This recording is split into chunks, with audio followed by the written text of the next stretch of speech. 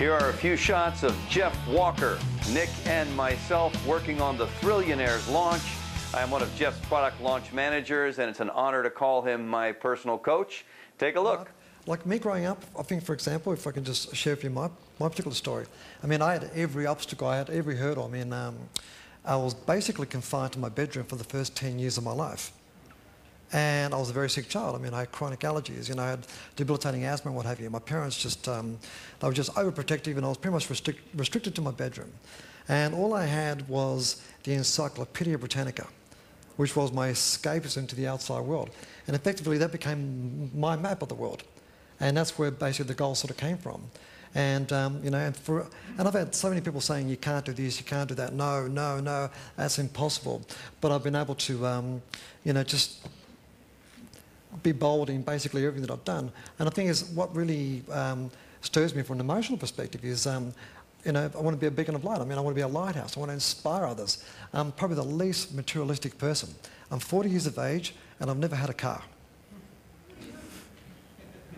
So, I mean, to me, it's not just the money aspect. I mean, I became a multimillionaire when I was in my early 20s. But for me, it's the, you know, it's the legacy thing. But I love to inspire anybody in regards, anybody willing to listen, so to speak. But there is so much that we can do in our lives, but yet we just leave ourselves short. And that's what really drives me. And that really is my why factor. That's my definitive why as to why I want to do this and, you know, bring it out to the masses. And I mean, we do some amazing stuff. I mean, I take clients to Antarctica, and I have, you know, I have parents, you know, bonding with the children, just crying, emotional. You know, I have wives ringing me up and saying, "Please take my husband and my son. They haven't talked in years." You know, and I come back from these adventure trips that I take them to Antarctica, and they're the best of friends again. So is it profitable? Well, it's very emotionally profitable, and that really is my why factor. Okay, did we just see pre-launch content there? That's it, right there. That is your pre-launch content, right there. And that was fantastic. And you're going to have great success because that comes from the heart, and it's a great message. I mean, it's wonderful. It's fantastic. So, yeah, I'd lead with that, and I'd close with that. I mean, you've just got to hear Nick talk about being locked in overnight in the Cheops Pyramid in Giza. The last person that did this was in 1931 and flipped out. And other people have done it, are like Napoleon, Alexander the Great. And so I asked to be locked in. And the scarabs that cannot possibly exist that show up on the video audio track. I mean, it's just riveting. The scarabs? As in the sounds of things that can't possibly be alive. It was a weird night. Yeah. I slept in the sarcophagus, the king's tomb. This is the oldest man-made structure in the world, you know.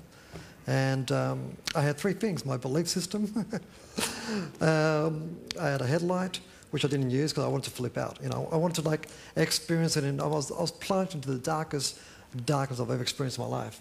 And the last person was back in the early 30s, Dr. Paul Brunton, and he astral planned. You know, he astral travelled. I mean, so many things happened to him. He actually flipped out. Napoleon slept in the same sarcophagus in 1898. His generals came to collect him in the morning. He was in the corner hovering like this. And it's actually in history. You can actually read about this. And even Napoleon flipped out. So I want to experience it too. Yeah, anyway. What happened? What happened? Did you flip out? Almost like if you could future pace a couple people, and this is the person who just could never step up and actually take the adventures, and their life wasn't full. They didn't meet the people. They didn't have the relationships. Their kids became drug addicts. Their wife left them, and you know, and so, you know, this is the decision between people that step up, and really, what we've got a name for those people. They're called Thrillionaires. The people that like to step up and like to expand their lives and grow their lives. We call them Thrillionaires. It's kind of like the story of the guy selling the donkey. You guys hear that story? Guy selling a donkey, and he sells the donkey, and the donkey dies. And he's sold the donkey, and the guy's already paid him, so he goes and he delivers the donkey, and the donkey's dead, and he says, "I'm so really, really sorry, dude." But it's contract's a contract. You bought the donkey, and here it is. And he leaves, and 6 months later, he meets the guy again and says, how did that go, man? I mean, how are you doing? I feel bad. I really feel bad that the donkey just died on you like that. And the guy says, the greatest thing that ever happened to me, that donkey dying. I made a fortune off that donkey. He says, what are you talking about? He said, well, I did a raffle, really cheap. You just buy a ticket. And I had 2,000 people buy a ticket, and one of them won the donkey. And he said, well, wasn't he pissed off? No, I gave him his money back. I was waiting for the punchline. Right? So,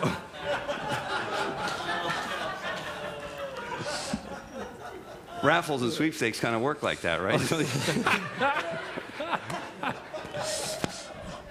Facebook. That's what I'm thinking at that point. Facebook app. Or not Facebook app, but a Facebook Thrillionaire. I mean, the Thrillionaire version of Facebook. And then selling, like I said, it goes against the grain for the way I normally go. But Or we've gone with like having their own adventure page, listen to bucket lists, you know, also nominating exactly where they've been around the globe, you know, just the communal sort of thing, you know. Yeah, you know. But obviously we can embellish upon it further. So. Have you seen there's the application where a mashup of Google Maps and Twitter. When someone posts on Twitter, a little flag pops up on the map of the world, and you can see their picture and what they just posted. And it just pops up for a couple seconds and goes away. And I think it's something like along that lines. If someone just did something cool, a Thrillionaire did something cool, it pops up. Thank you very much. Thank you so much, everybody. Really appreciate it. Thank you very much. That was great. Thank you.